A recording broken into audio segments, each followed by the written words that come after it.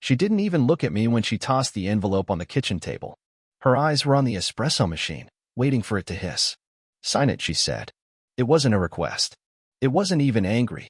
It was clinical, like removing a tumor. The envelope sat between us, pale and precise. I didn't touch it.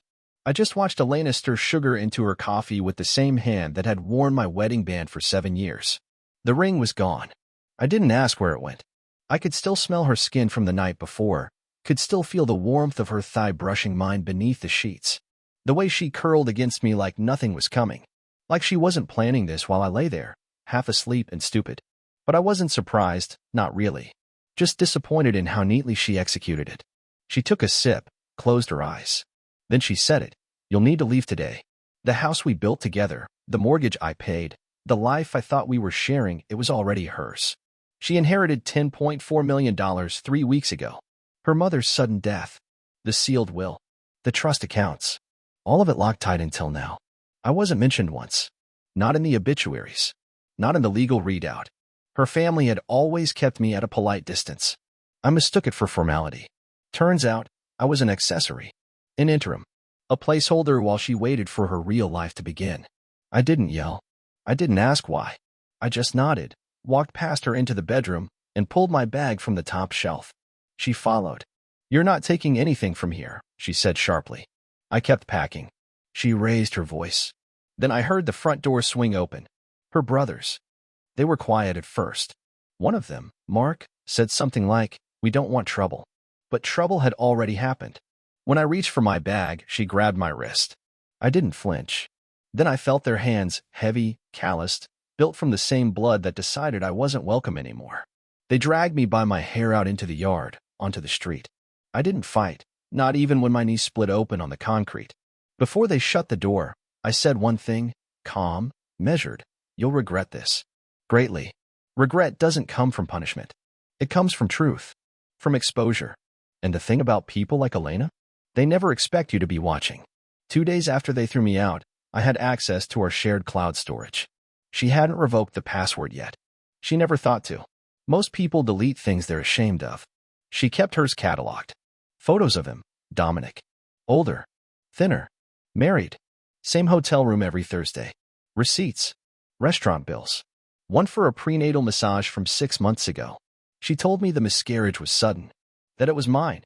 I ordered a paternity test kit and sent a polite email to the lab director. I still had her discarded toothbrush. She used it the morning she gave me the papers. I waited. And while I waited, I smiled. Friends called. "Are you okay?" I lied convincingly. Said I was finding myself. Said I was better off. I watched her brothers post photos from the backyard. Grilling. Laughing. Wearing the watch I left behind. Elena wore black in all her new selfies. Morning money, I suppose. It took 11 days to get the results. I didn't cry. I didn't even blink. The baby wasn't mine. The man was listed as the biological father. No contest. Full match. I printed the report, folded it once, slipped it into a plain envelope like the one she handed me that morning. Then I mailed it to her work address. No note. No return label. The next day she called. 3 times. I didn't answer. She texted, "We need to talk." I texted back, "No, we don't." The silence that followed was louder than any apology she could have invented. 2 weeks later, her lawyer contacted me about a financial discrepancy. Apparently, before her mother passed, she transferred several accounts temporarily into my name for tax sheltering. She forgot. Legally, they were mine. For $0.6 million. I hired the best estate attorney I could find. Told him to be thorough, quiet, and final. They contested, of course. Screamed fraud. Screamed betrayal. I didn't speak to her, not once. But I sent her another envelope. Inside was a copy of the trust transfer, signed, notarized, timestamped 6 months before her affair began. Attached was the photo of her and the man, her hand on his chest, her wedding ring visible.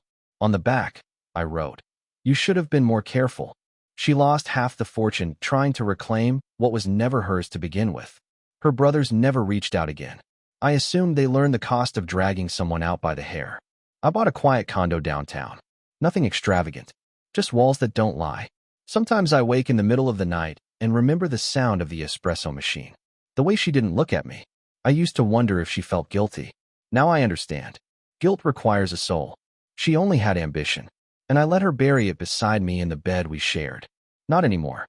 She gave me an envelope. I gave her everything else, and walked away whole. Revenge wasn't the point. Knowing she'll never feel safe again was.